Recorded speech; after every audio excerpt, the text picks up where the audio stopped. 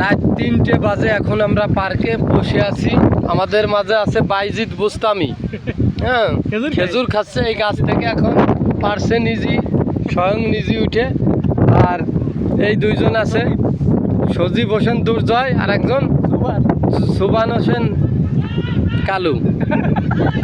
আর এই যে রাত 3টা বাজে, এখন আমরা আছি। আর এই যে সুদূর সেই মক্কা থেকে আগত সোহাগ হোসেন বাদশাহ, আর আমাদের সেই নূরজামিন বিশ্ব টিকটকার, যার কথা না বললে নয়। রাত 3টার সময় আমাদের ঘুমিতে উঠাই নিয়ে হয়েছে, ঠিক আছে। আর এই যে সেই 600 কিলোমিটার ড্রাইভ করে পাড়ি দিয়ে আমাকে জন্য আইছে রক্তের টানে। খুবই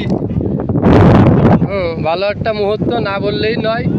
তো আমি তো আর থাকতে পারলাম না, আমি ক্যামেরাম্যান হিসেবে ক্যামেরার বাইরে আসি। সবাই ভালো থাকেন, আগামীকাল দেখা হবে। Good bye.